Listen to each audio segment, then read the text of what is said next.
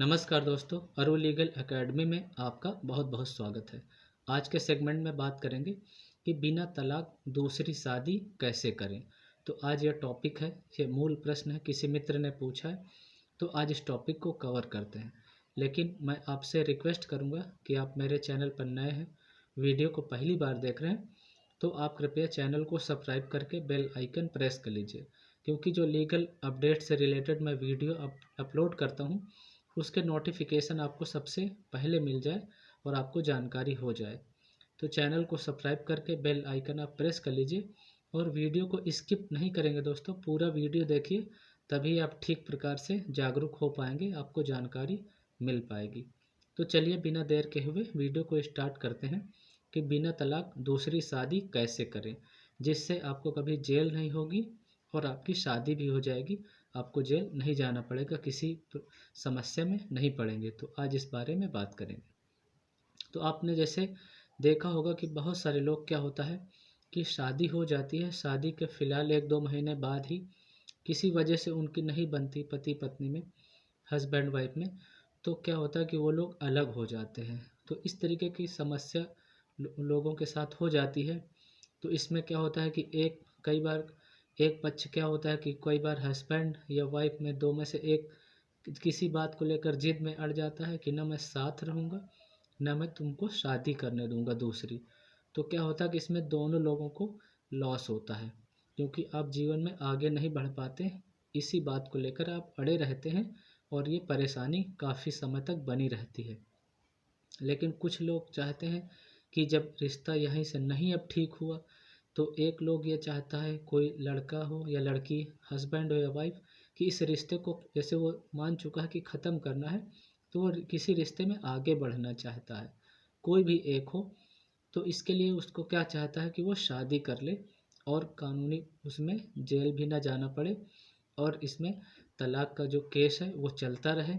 तो क्या होता है कि इसमें दोस्तों बहुत सारे लोग, सही तरीके के लोग भी इस तरह के समस्या में फंस जाते हैं। तो उनके लिए मैंने ये टॉपिक चुना है और वीडियो लेकर आया हूँ। इसी तरीके की किसी समस्या थी किसी व्यक्ति की, तो इस तरह के जो लोग समस्या से परेशान हैं, तो उनके लिए सॉल्यूशन ये है कि जैसे वो लोग शादी करना चाहते हैं, तो शादी करने के लिए तो क्या होगा कि जैसे कोई लिविंग में रहते हैं, लिविंग रिलेशनशिप में रहते हैं, तो क्या होता है कि इसमें क्या लोग सोचते हैं कि एडल्ट्री का केस हो जाएगा।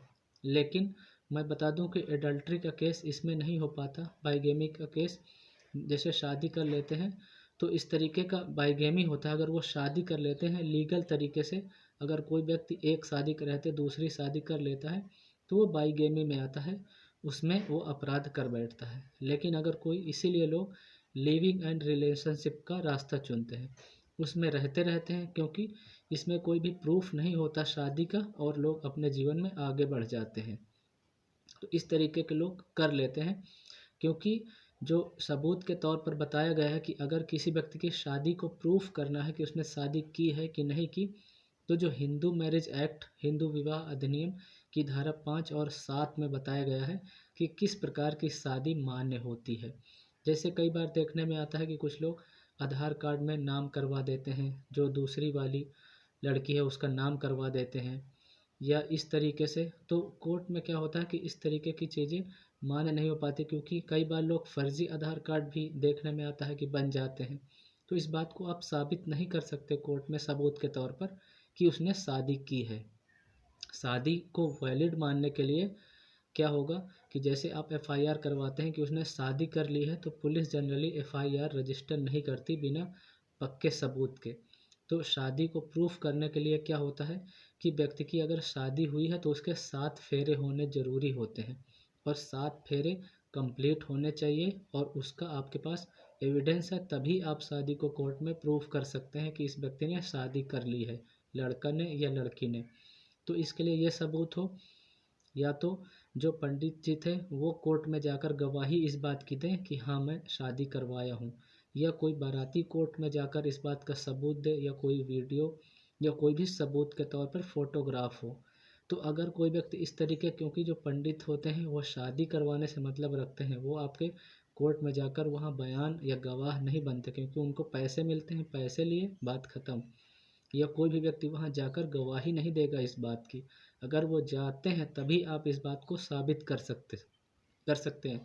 या अगर उन दोनों ने शादी की है, उसका कोई मैरिज सर्टिफिकेट है शादी का, वो कोर्ट में सबूत के तौर पर मान्य होगा कि हाँ, इस व्यक्ति ने, लड़का ने या लड़की ने शादी कर लिया है।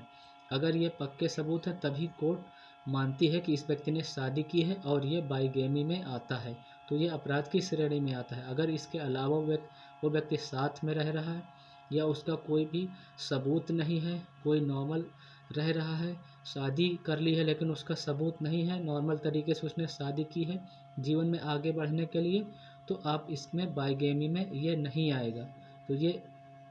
तो इस तरीके के लिए आप बाइगेमी नहीं कर सकते। तो इस ज़्यादातर लोग यही करते हैं कि आप वो लिविंग एंड रिलेशनशिप में रहते हैं या चोरी से शादी मंदिर वगैरह में कर लेते हैं, उसका कोई फ़ोटोग्राफ या एविडेंस नहीं होता, उस आधार पर रहने लगते हैं। तो इस तरीके से लोग कर लेते हैं। तो मुझे आशा है जो मैं समझाना चाह रहा था लोग समझ चुके होंगे कि क्या मैं कहना चाह रहा हूँ, का क्या पॉइंट है, किस प्रकार से वो लोग शादी कर सकते हैं।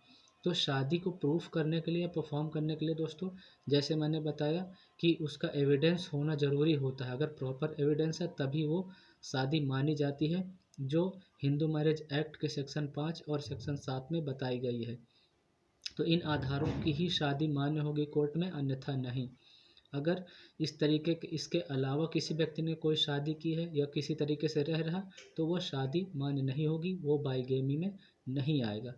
तो उम्मीद करता हूँ जो मैंने आपको इन्फॉर्मेशन दी है आपको ज़रूर पसंद आएगी। अगर जानकारी अच्छी लगी है तो वीडियो को ज़्यादा से ज़्यादा लोगों के पास शेयर कर दीजिए और लाइक बटन प्रेस कर दीजिए। और वीडियो को सपोर्ट करने के लिए दोस्तों लाइक बटन प्रेस कर दीजिए और चैनल को सब्सक्राइब करके बेल आइकन प्रेस कर लीजिए। आज के लिए इतना ही, मिलते हैं नेक्स्ट वीडियो में। Thank you so much watching for this video. Stay connected. जय हिंद एंड जय भारत दोस्तों।